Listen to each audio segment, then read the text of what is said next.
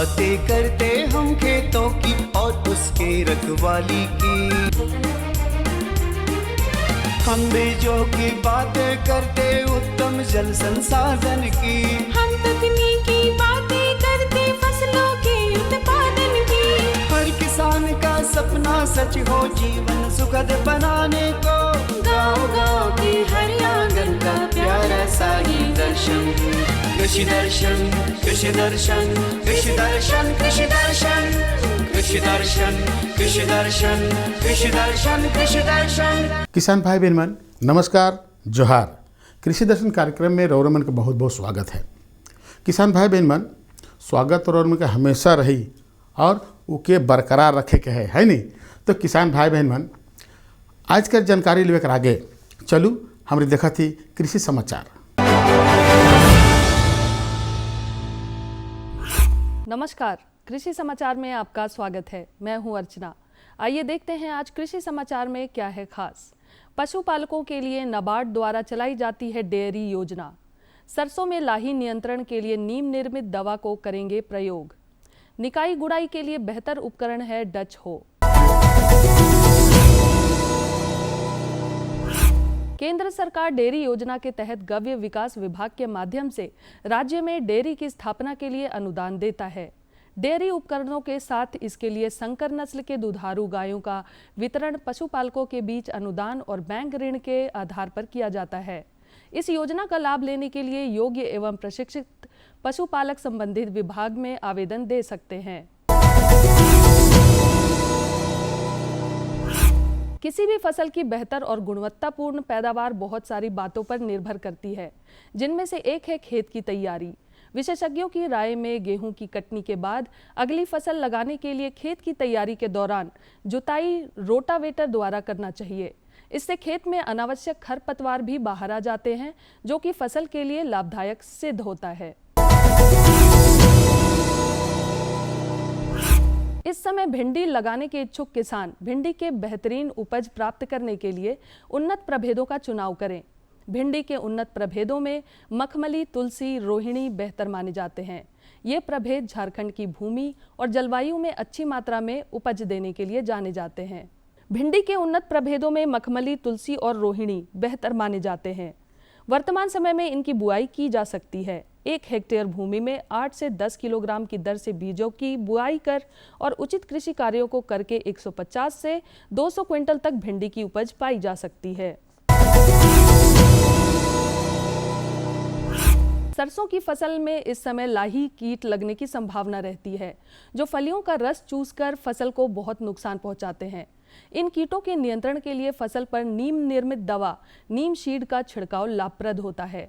लाही का प्रकोप ज्यादा होने की स्थिति में रासायनिक दवा मिथाइल डीमेटॉन का छिड़काव विशेषज्ञ की सलाह से उचित मात्रा में करना बेहतर होता है। निकाई गुड़ाई के काम को बेहतर तरीके से करने के लिए किसान डच हो का इस्तेमाल कर सकते हैं। इस कृषि उपकरण से खेत में निकाई गुड़ाई करने के साथ साथ नाली और मेड़ भी बनाया जा सकता है। यह है डच हो। निकाई गुड़ाई के काम के लिए निर्मित इस उपकरण से खेत में नाली और मेड़ भी बना सकते हैं। डच हो द्वारा एक दिन में लगभग 15 डिसमिल खेत में लगे फसलों की निकाई की जा सकती है। इस उपयोगी उपकरण को बिरसा कृषि विश्वविद्यालय के अभियंत्रण विभाग से प्राप्त किया जा सकता है।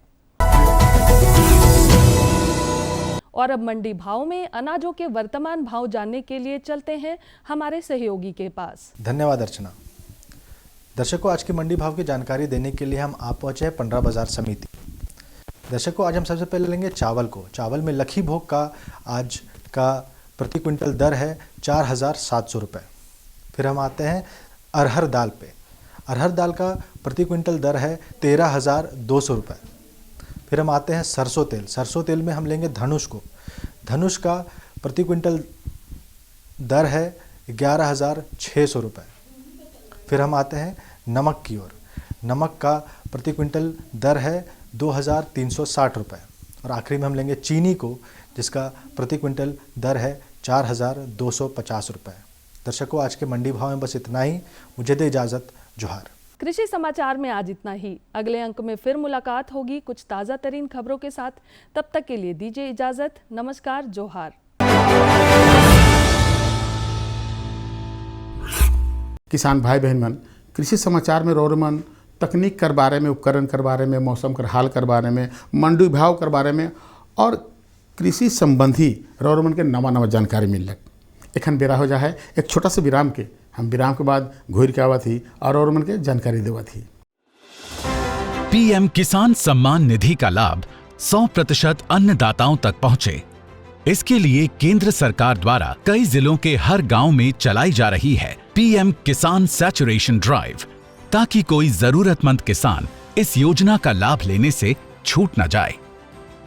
इस ड्राइव में हर गांव में जिन किसानों के लिए कैंप्स लगाए जा रहे हैं, वहां पटवारी, थलथी, रेवेन्यू ऑफिसर और कृषि विभाग के अधिकारी इस ड्राइव का होंगे हिस्सा। किसान को किसी दस्तावेज की आवश्यकता नहीं होगी। इसमें सभी गतिविधियां पूरी तरह से पेपरलेस यानी कागज रहित होंगी। इस ड्राइव में मोबाइल ऐप बड़ी मददगार बन रही है। इस ड्राइव को 2 आसान ऐप से पूरा किया जा सकता है। इन ऐप्स के इस्तेमाल में हर किसान को 2 से 3 मिनट का समय लगता है। जिस गांव में पीएम किसान सैचुरेशन ड्राइव चलाई जा रही है, वहां कैंप में आए किसानों की भूमि के सत्यापन के लिए पहला ऐप है farmer field verification mobile app, जिसे पटवारी डाउनलोड और ऑपरेट कर सकते हैं। डाउनलोड के बाद सबसे पहले भाषा का चयन करना है। इसके बाद राज्य सरकार द्वारा दिए गए यूजर नेम और पासवर्ड लैंड रिकॉर्ड्स हैं। जिन किसानों को इस ड्राइव का हिस्सा होने के लिए बुलाया जाता है, उनसे उनका मोबाइल नंबर लिया जाता है और उनके आधार की स्कैनिंग होती है। लॉगिन के बाद किसान का फोन नंबर और उनका आधार विवरण मोबाइल ऐप पर रिकॉर्ड किया जाएगा। एक बार जब किसान और उनकी भूमि का अधिकारी द्वारा सत्यापन कर लिया जाएगा, तो उससे प्राप्त डेटा संबंधित किसान की सहमति के बाद पीएम किसान सैचुरेशन ड्राइव के अगले स्टेप यानी फार्मर कंसेंट कलेक्शन के लिए उपलब्ध होगा। इस प्रक्रिया को farmer consent collection mobile app संभव बनाएगा। इस ऐप को कृषि विभाग के प्रतिनिधियों के द्वारा डाउनलोड और ऑपरेट किया जाएगा। Farmer consent collector mobile app में राज्य सरकार द्वारा दिए गए यूजर नेम और पासवर्ड के जरिए लॉगिन करना है। ये ऐप सिर्फ इंटरनेट के साथ यानी ऑनलाइन इस्तेमाल किया जा सकता है। कंसेंट कलेक्शन के 2 स्टेप होंगे, आधार इनेबल्ड ई साइन और आधार इनेबल्ड ई केवाईसी। ई साइन के लिए किसानों को किसी भी कागज की जरूरत नहीं है। इसे वो इलेक्ट्रॉनिकली आधार नंबर डालकर कर सकते हैं। इसके बाद ऐप पर किसानों की सारी डिटेल्स जैसे आधार नंबर, किसान का नाम, कंसेंट स्टेटस, गांव का नाम और खाता नंबर आता है। अगले स्टेप के लिए सीक कंसेंट पर क्लिक करना है, जिसके बाद एक कंसेंट फॉर्म आता है, जिसका उद्देश्य है किसानों से सहमति लेना और पीएम किसान से जुड़े किसानों का डेटा जैसे कि आधार और ई केवाईसी को केंद्र और राज्य सरकार के लिए एक जगह करना। फॉर्म में लिखे विषय को अधिकारी द्वारा किसानों को सुनाया और समझाया जाता है। इसके बाद ई साइन की प्रक्रिया होती है, जहां कंसेंट इलेक्ट्रॉनिक साइन से किया जा सकता है, जिसकी वजह से अब पेपर और उस पर साइन की जरूरत ओके क्लिक करना है। फेस ऑथेंटिकेशन के समय किसानों के चेहरे पर पर्याप्त रोशनी होनी चाहिए। ऐप पर ओटीपी बेस्ड ऑथेंटिकेशन या फेस ऑथेंटिकेशन के सफलतापूर्वक संपन्न हो जाने के बाद बारी आएगी ई केवाईसी की। किसान का नाम, पता और दिए गए फोटो में किसी भी तरह के बदलाव को पीएम किसान और फार्मर रजिस्ट्री में अपडेट किया जा सके, इसके लिए ऑथेंटिकेशन के लिए ओटीपी बेस्ड ऑथेंटिकेशन या फेस ऑथेंटिकेशन होता है। ओटीपी बेस्ड ऑथेंटिकेशन के बाद नियम किसानों को पढ़कर समझाए जाएंगे। उसके बाद ओके क्लिक करना है। पीएम किसान सैचुरेशन ड्राइव की ये प्रारंभिक प्रक्रिया उन किसानों के घरों में नई उम्मीदों के बीज बोएगी, जो अब तक पीएम किसान सम्मान निधि योजना के पात्र होने के बावजूद भी इसका लाभ नहीं ले पा रहे हैं। आइए फिर इस पहल का हिस्सा बने और धरती पर बोएं खुशहाली के बीज।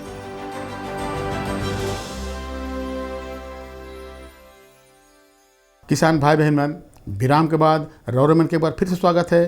तो चलू अपन कार्यक्रम के हम आगे बढ़ा थी जानकारी की ओर। आज के जो जानकारी किसान भाई बहन मन वो जल संकट के दिखते हुए है नहीं। कहे कर मतलब है कि टपक विधि सिंचाई से किसान मन के कतई लाभ होएला और उके लगाए कर का तरीका है और उकर से किसान भाई बहन मन के का फायदा है इकर बारे में है नहीं। तो चलू इकर जानकारी रौरम के सीधे हम फीचर कर माध्यम से दिवा थी। टपक सिंचाई पद्धति वह विधि है जिसमें जल को मंद गति से बूंद बूंद के रूप में फसलों के जड़ क्षेत्र में एक छोटी व्यास की प्लास्टिक पाइप से प्रदान किया जाता है। इस सिंचाई विधि का आविष्कार वैसे तो इजराइल में हुआ था, लेकिन अब इसका प्रयोग हर तरफ हर देश में हो रहा है। साथियों जोहार, कृषि दर्शन कार्यक्रम में आप सभी का स्वागत है। मैं हूं मेहुल प्रसाद। साथियों, कृषि दर्शन कार्यक्रम के माध्यम से हम लगातार आपको बताते रहे हैं कि कृषि के क्षेत्र में क्या कुछ नया हो रहा है। इन्हीं सब जानकारियों को संग्रहित करने के लिए आज हम आ पहुंचे हैं कृषि महाविद्यालय गढ़वा में, जहां हम बात करेंगे कृषि विशेषज्ञ डॉक्टर दीनमणि जी से। टपक सिंचाई एक आधुनिक सिंचाई है और स्वच्छ प्रणाली है जिसमें हम निम्न सिंचाई जल को निम्न प्रवाह के द्वारा कम दाब पर पौधे के जड़ के पास देते हैं, जिससे पौधा अधिक से अधिक उपयोग करता है, जिससे फसल का बढ़वार और पैदावार में वृद्धि होती है। टपक सिंचाई का जो प्रवाह है उसका 2 लीटर से 20 लीटर प्रति आवर होता है। अतः किसान बंधुओं को बताना चाहूँगा कि यदि वे टपक सिंचाई लगाना चाहते हैं तो अपने खेत में फसल के अनुरूप टपक सिंचाई का उपयोग करें। जैसे सब्जी वाली फसल के लिए 2 से 4 लीटर प्रति घंटा मीटर वाले टपक सिंचाई का उपयोग करें। यदि वो फलदार वृक्ष फल लेने वाली फसल उगा रहे हैं तो उसके लिए 8 से 10 लीटर प्रति आवर वाले मीटर का उपयोग करें। टपक सिंचाई में पेड़ पौधों को नियमित जरूरी मात्रा में पानी मिलता रहता है। इस विधि से उत्पादकता में 20 से 30% तक अधिक लाभ होता है। 60 से 70% तक पानी की बचत हो जाती है। इसमें पानी सीधा जड़ों तक पहुंचाया जाता है और आसपास की जमीन सूखी रहती है, जिससे खरपतवार भी नहीं पनपते हैं। टपक सिंचाई के जो मुख्य अवयव हैं जैसे जल स्रोत, पंप, मुख्य पाइप, उपमुख्य pipe, lateral, pressure gauge, filter आदि। फिल्टर को टपक सिंचाई का हृदय कहा जाता है, क्योंकि जल के साथ जो अशुद्धि आता है उस अशुद्धि को छानने का काम फिल्टर ही करता है। जब पंप पानी खींचता है तो उसमें विद्यमान अशुद्धियों को छानकर टपक सिंचाई प्रणाली में प्रवाहित होता है। तो इन अशुद्धियों को फिल्टर ही करता है। इस तरह जो टपक सिंचाई है हमें बहुत लाभ, टपक सिंचाई से हमें 20 से 80% फसल का वृद्धि होता है, 70% जल का बचत होता है, 30 से 40% उर्वरक का बचत होता है। हम खरपतवार को आसानी से नियंत्रित कर सकते हैं। जहां तक टपक सिंचाई से लाभ की बात है तो जानकार बताते हैं कि जल उपयोग दक्षता 95% तक होती है, जबकि पारंपरिक सिंचाई प्रणाली में जल उपयोग दक्षता केवल 50% तक ही हो पाती है। टपक सिंचाई विधि में जल के साथ साथ उर्वरकों को अनावश्यक बर्बादी से रोका जा सकता है। समय, मजदूरी और ऊर्जा की बचत होती है। इसके माध्यम से बंजर खेती में भी फसल का उत्पादन कर सकते हैं।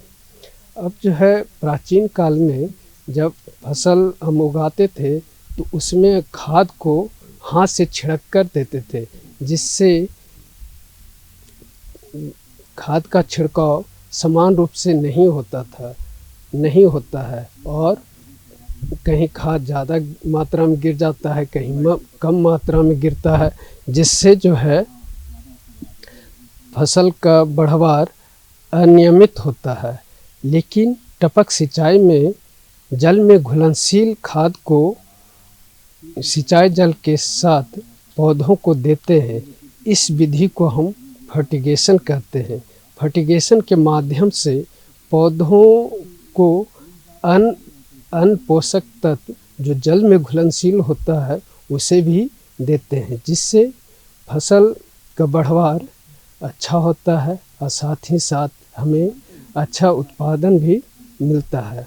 इस विधि से सिंचित फसल की तीव्र वृद्धि होती है। इसके फलस्वरूप फसल शीघ्र परिपक्व हो जाती है।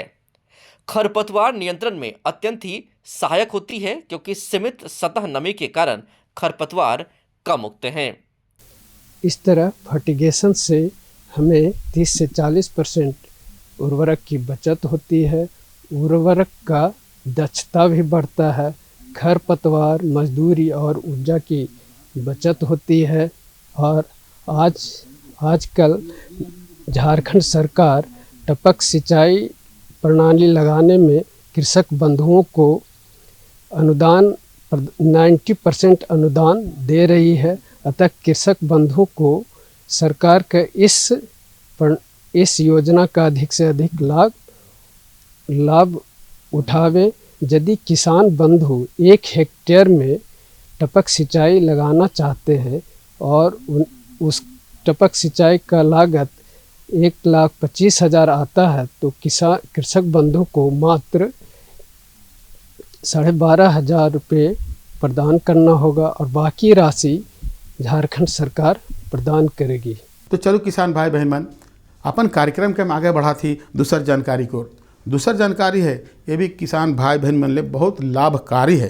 काले कि रौरमन आलू कर खेती करीला और उकर में झुलसा रोग लग गलक, तो उकर से निदान कैसे पाना है ने।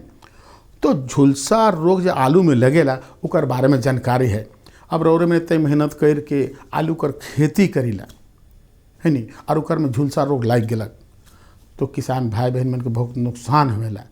तो अगर ये नुकसान से रौरे मन के बचे के है, तो चलू हम रौरे मन के सीधे लेके चलती हमारे का जो विशेषज्ञ साहब हैं उनका पास, और उनकर से ही जानकारी दिवाए देवा थी। दर्शकों नमस्कार, कृषि दर्शन कार्यक्रम में आप सभी का स्वागत है। आज हम गढ़वा कॉलेज कृषि महाविद्यालय में हैं और यहाँ पर हम बातचीत करेंगे डॉक्टर राहुल कुमार जी से, जिनसे ये जानकारी लेंगे कि आलू में लगने वाले झुलसा रोग का प्रबंधन किस प्रकार से किया जाए। जोहार किसान भाइयों, मैं डॉक्टर राहुल कुमार कृषि महाविद्यालय गढ़वा से हूं और मैं आज आपसे चर्चा करूंगा आलू में लगने वाले झुलसा रोग के बारे में। जैसा कि हमारा जो प्रदेश है झारखंड, यहाँ पे आलू की खेती बहुत बहुतायत मात्रा में की जाती है और हमारे किसान बड़े अच्छे तरीके से उसका उत्पादन करते हैं। लेकिन जो झुलसा रोग होती है उससे काफ़ी विनाश होता है और काफ़ी विनाशकारी रोग के श्रेणी में इस बीमारी को रखा गया है। जैसा कि एक अनुमान है कि 60 से 90% तक किसान का आर्थिक नुकसान इस बीमारी से होती है। झुलसा रोग 2 तरह का होता है, एक होता है अगेती झुलसा, एक होता है पछेती झुलसा। अब हम किसान भाइयों को बताना चाहेंगे कि कैसे पहचानेंगे कि हमारे खेत में अगेती झुलसा आया है कि पछेती झुलसा आया है। अगेती झुलसा का जो लक्षण होता है, जो पहचान होता है किसान भाइयों, मैं बताना चाहूँगा आपको कि जैसे अगेती झुलसा का जब आपके खेतों में प्रकोप देखने को मिलेगा तो पूरा खेत आपका के जो पौधे लगे हैं वो पौधे एकाएक पीला हो जाएंगे और पीला होने के बाद पीला होने के पश्चात उनके पत्तियों पर, उनके टहनियों पर और उन पर आपको देखिएगा कि सब गोला गोला आपको जैसे आप अपने उंगली में अंगूठी पहनते हैं उस आकार के अंगूठी के आकार का रिंग स्पॉट बन जाता है, जिसको हम लोग अंग्रेजी में कंसेंट्रिक रिंग बोलते हैं। और आप पहचानने का लक्षण है कि आप जिस तरह से अंगूठी होता है उस तरह का गोल गोल धब्बा आपको दिखेगा, जो प्रारंभिक में वो ब्राउन रंग का, भूरा रंग का होता है, बाद में वो काले रंग का हो जाता है। और जहाँ पे धब्बा जो होता है वो धीरे धीरे आकार में छोटा रहता है और धीरे धीरे वो बढ़ते बढ़ते पूरे पत्ती को कवर कर लेता है। परिणाम ये निकलता है कि पौधों में जो प्रकाश संश्लेषण क्रिया होती होती है जिसके चलते भोजन बनाते हैं पौधे, वो बनाना बंद कर देते हैं और पत्तियाँ सूख करके गिरने लगती हैं और पौधों का विकास अवरुद्ध होता है। और यही नहीं, जो उसका कंद बनता है आलू का, वो भी सड़ने लगता है अंदर से। उसकी साइज़ छोटी होती है, उसकी आकार बहुत छोटी होती है और उत्पादन काफ़ी घट जाता है। ये हुआ अगेती झुलसा का पहचान। अगर हम पछेती झुलसा की पहचान की बात करें किसान भाइयों, तो उसमें क्या होता है कि पछेती झुलसा का प्रकोप इतना तेज होता है कि 24 घंटा के अंदर पूरा फसल आपको लगेगा कि कोई पुआल रख करके आग लगा दिया हो और पूरा खेत आपका सूख जाएगा, पूरा काला हो जाएगा। इसमें होता क्या है कि यह भी एक कवक, जो अगेती झुलसा होता है वो भी कवक जनित बीमारी है, कवक के द्वारा होता है, और जो पछेती झुलसा वो भी कवक के द्वारा होती है। लेकिन जो अगेती झुलसा होती है वह थोड़ा सा पछेती झुलसा की तुलना में कम विनाशकारी होता है, क्योंकि जो पछेती झुलसा होता है वो अत्यधिक विनाशकारी होता है। और 24 घंटा के अंदर, पछेती झुलसा में 24 घंटा के अंदर पूरा खेत आपका बर्न से आग लगा हुआ है, पूरा पत्ती टहनी सब सूख करके नीचे गिर जाता है। और आलू के जो कंद हैं उनको अगर उखाड़ करके आप उसको काट के बीच से देखिएगा तो पूरा भूरा रंग का, काला रंग का दिखाई देगा। इसकी पहचान क्या होती है पछेती झुलसा का, कि जो पत्तियां होती हैं उन पत्तियों पे आपको मार्जिन से, किनारे साइड से लेकर के पत्तियां सूखने लगती हैं और ऊपर की तरफ मुड़ जाती हैं। और पत्तियां के साथ साथ इसमें क्या है कि इसमें पीलापन नहीं आपको देखने को नहीं मिलेगा। अगेती झुलसा में पीलापन आप देख रहे थे, यहाँ पीलापन नहीं दिखे, यहाँ पौधा बिल्कुल हरा रहेगा, लेकिन पत्तियां किनारे से सूखना शुरू कर देती हैं और ऊपर की तरफ मुड़ना शुरू हो जाती हैं। उसके बाद जो टहनियाँ होती हैं वो काला रंग की हो जाती हैं, जैसे लग रहा है कि मतलब कोयला उस पर लगा दिया गया हो। और उसके बाद एक और इसका बहुत बढ़िया लक्षण है कि जो टहनियाँ होती हैं, जो पत्तियाँ होती हैं, उस पर रुआ जैसा कॉटनी ग्रोथ, रुई की तरह छोटा आपको दिखाई देगा, लगेगा कोई रुआ उस पर चिपका दिया है। इस फंगस की सबसे खासियत पहचान ये होती है कि आपको उस पर रुआ की तरह कॉटनी ग्रोथ आपके टहनियों पर, पत्तियों पर, आपको स्टेम पर दिखाई देगा। और आलू का जो कंद है उसको काट के देखिएगा तो पूरा एकदम सड़ा हुआ दिखाई देगा और हाथ से दबाने पर आपको चिप करेगा और उसमें से स्मेल अजीब तरह का आती है। तो ये इसके लक्षण है किसान भाइयों, जिसको आप आसानी से पहचान सकते हैं कि हमारे खेत में अगेती झुलसा आया है कि पछेती झुलसा आया है। अब देखिए, अगर हम प्रबंधन की बात करेंगे तो अगेती झुलसा का प्रबंधन अलग है और पछेती झुलसा का प्रबंधन अलग है। अगेती झुलसा का अगर हम प्रबंधन करेंगे किसान भाइयों, तो सबसे पहले क्या करना होगा कि हमें कोई भी नाइट्रोजन युक्त, जिसमें यूरिया है, जब आपके खेत में इस तरह का लक्षण दिखाई देता है तो खाद का उपयोग बिल्कुल बंद कर दीजिए। अपने खेतों में हल्की सिंचाई करिए। और दूसरी सबसे महत्वपूर्ण चीज़ यह है कि आलू की खेती अगर आप कर रहे हैं किसान भाइयों, उत्पादन अच्छा चाह रहे हैं, तो ईयरली क्रॉपिंग करिए, ईयरली सोइंग करिए। जितना आप लेट करते हैं उतना लेट करिएगा, जितना आप लेट करिएगा उसका परिणाम ये निकलेगा कि आपकी आलू के खेत में बीमारी उतना ही ज़्यादा देखने को मिलेगी। तो आप अपने खेतों में अगर आलू की खेती कर रहे हैं तो आप ईयरली उसकी बुआई कर दीजिए। उसके बाद क्या है कि अगर ईयरली अगेती झुलसा का प्रकोप है तो उसके लिए आप मैंकोजेब, एक दवा आती है फफूंदनाशी है जो मार्केट में बहुत आसानी से मिल जाती है, या इंडोफिल एमजेड के नाम से आती है, या मैंकोजेब है, या साफ कार्बेंडाजिम मैंकोजेब का मिश्रण होता है, जिसमें आपको 12% कार्बेंडाजिम होता है और 63% मैंकोजेब होता है। 75% आर्टेबल पाउडर मार्केट में अवेलेबल है। आप साफ का छिड़काव 0.1% का 1 लीटर पानी में 1 ग्राम मिला करके इसका छिड़काव कर सकते हैं और उसको 10 से 15 दिन के अंतराल पर 2 बार छिड़काव कर दीजिएगा तो अगेती झुलसा को प्रबंध करना आसान होता है और आप आसानी से कर सकते हैं। लेकिन जो पछेती झुलसा होती है उसमें क्या है कि समय किसानों को नहीं मिलता है। अगर आज उसका लक्षण आज दिखाई दिया, अगर आपने ऑब्जर्व नहीं किया, आपने निरीक्षण नहीं किया अपने खेत का, तो 24 घंटा के अंदर आपका पूरा खेत प्रभावित हो जाएगा। तो सबसे पहले कि अगर इस तरह की पछेती झुलसा का लक्षण, जैसा मैंने आपको बताया कि पत्तियों का मार्जिन किनारे से सूखना, उन पर रुआ की तरह संरचना बनना, टहनियाँ का काला हो जाना, ऊपर का जो टॉप लीफ है वो बिल्कुल काला होकर के सूख जाना, ये पछेती झुलसा का लक्षण है। तो इस तरह के अगर लक्षण आपको दिखाई देते हैं तो उस कंडीशन में क्या करिए कि अपने खेतों में ऐसे संक्रमित पौधे को उखाड़ करके उनको नष्ट कर दीजिए, उनको मिट्टी में गाड़ दीजिए। अपने खेतों में हल्की सिंचाई करिए, क्योंकि सिंचाई करने से क्या होता है, किसान भाइयों को ऐसा लगता है कि ठंडा में सिंचाई कर देंगे तो हमारा और नुकसान होगा, लेकिन ऐसा नहीं होता है। ठंडे में अगर फसल का आप सिंचाई करते हैं तो उससे टेम्परेचर मेंटेन रहता है, उसको पाला का प्रकोप कम देखने को मिलता है। बहुत सारे किसानों के मन में ये भी रहता है कि जो ठंडा है, ठंडा के प्रभाव से हमारा पौधा सूख गया है, लेकिन ठंडा के प्रभाव से एकाएक पौधा नहीं सूखता है, ये भी बीमारी का प्रकोप होता है। और ये जो बीमारी आती है पछेती झुलसा, वो ऐसे समय में आती है जब रात का तापमान काफ़ी गिर जाता है और दिन में हल्की धूप निकलती है। और ये जो टेम्परेचर का, जो मौसम का इसमें बहुत प्रभाव होता है। जब टेम्परेचर 10-12 डिग्री सेंटीग्रेड के आसपास दिन का रहता है तभी यह बीमारी का प्रकोप देखने को मिलता है, जब क्लाउडी वेदर रहता है और किसानों को ये लगता है कि पाला मार दिया, लेकिन पाला नहीं मारा रहता, बल्कि वह एक कवक के द्वारा उत्पन्न होने वाली बीमारी है। तो उस कंडीशन में क्या करना है कि आपको हल्की अपने खेतों की सिंचाई कर देनी चाहिए। सिंचाई करने से थोड़ा सा इसमें बचने का रहता है। दूसरा नंबर में कि जो आलू का जहाँ पर आपने खेत में फसल लगाया है उसके आसपास कुछ पुआल या कुछ ऐसा ईंधन आप जला दीजिए जिससे कि थोड़ा सा टेम्परेचर बढ़े, थोड़ा सा ठंडा से उसको राहत मिले, तो उससे भी थोड़ा सा इसके बचाव होती है। तो कहू आज कर दुयो जानकारी रौरे कैसन लागलक? बेस है नहीं से ले तुम कही ले भाई कि रौरे मन कोई जानकारी है या हमरे से कोई जानकारी चाहे तो पता के लिखू। पता है कार्यक्रम कृषि दर्शन द्वारा केंद्र निदेशक दूरदर्शन केंद्र रातू रोड रांची। मतलब हाँ, पिन कोड संख्या लिखना बहुत ज़रूरी है। पिन कोड संख्या लिखू 834001। तो आज रौरमन हमके इजाज़त दो मतलब यह दिना और यह बेरा नवा जानकारी के साथ और उपस्थित हुआ। तब तक नमस्कार, जोहार। प्यारा सा ये दर्शन कृषि दर्शन, कृषि दर्शन, कृषि दर्शन, कृषि दर्शन, कृषि दर्शन, कृषि दर्शन, कृषि दर्शन, कृषि दर्शन।